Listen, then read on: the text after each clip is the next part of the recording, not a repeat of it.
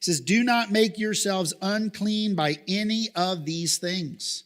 For by all these the nations I am driving out before you have become unclean, and the land became unclean, so that I punished its iniquity, and the land vomited out its inhabitants. But you shall keep my statutes and my rules, and do none of these abominations, either the native or the stranger who sojourns among you.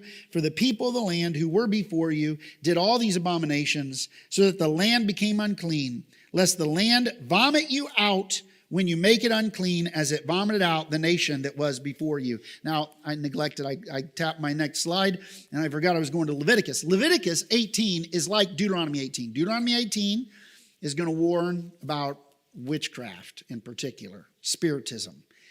Leviticus 18, another book, but the 18th chapter, warns against sexual immorality. And it's interesting, in both chapters, I didn't want to quote the whole chapter of Leviticus 18 because I'm focusing on Deuteronomy 18 this morning. But in Leviticus 18, he gives them the same language and warning. When you are not to do after the abominations of the Egyptians or the Canaanites. But in that chapter, he focuses on all their sexual immorality, lots of incest, human sacrifice, which comes up in this chapter, and homosexuality, adultery, all these different abominations.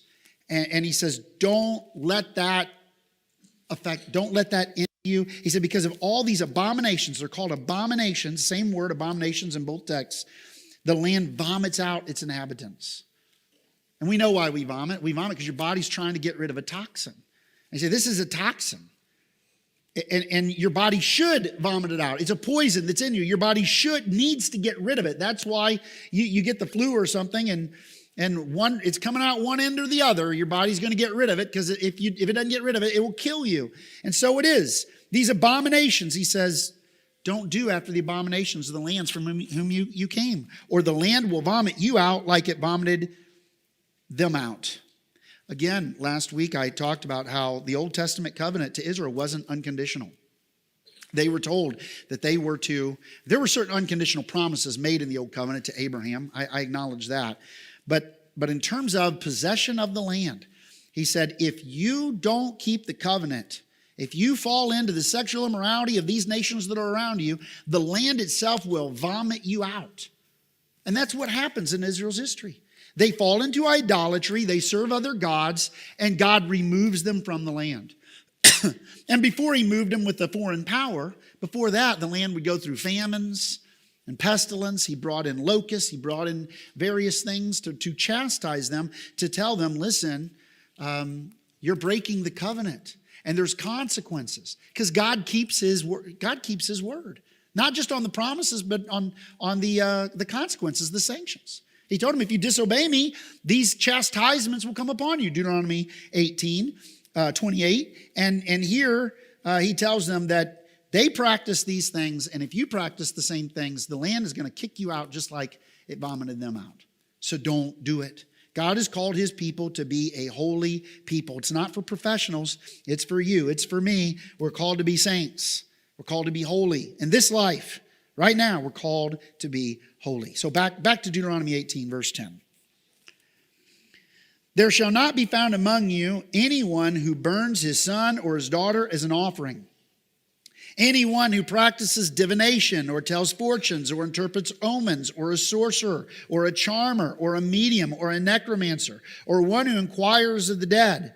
For whoever does these things is an abomination to the Lord, and because of these abominations, the Lord your God is driving them out before you.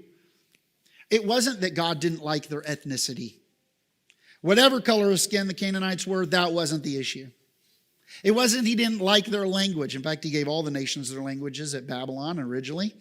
It wasn't an ethnos issue. It was an ethos issue. It was about ethics, not ethnics. You see what I'm saying? The Canaanites had committed certain abominations, and God had said that a consequence was the removal from the land. In fact, he told this back in Genesis 15 to Abraham. He said, I'm not going to give you this land that you're in right now. It's going to be 430 years from now, because the iniquity of the Amorites is not yet full. God didn't just give it to them because he didn't like them. They violated they violated his law, and they're not even Israelites. This illustrates something, by the way, that God has a moral law that exists before it's even written down. We read in Genesis 6 that Noah was a blameless man.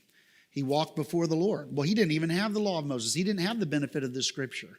And yet, according to what had been revealed to him and his parents, going back to Adam and Eve, what had been revealed verbally at the time, Noah walked with God. He walked with a clean conscience before God. He didn't have all the light that Moses' generation had. He didn't have the Torah. And he definitely didn't have as much light as we have as new covenant believers. But the moral law is binding on all peoples, all nations, at all times. The little tribe that lives out in the jungle somewhere, it's wrong for them to murder, rape, and burn people alive, right? It's wrong to steal. It's wrong to covet.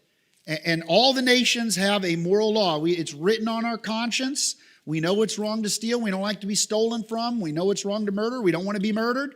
And this moral law is on all peoples. And God judges nations for violating the moral law. The Canaanites were judged for violating the moral law.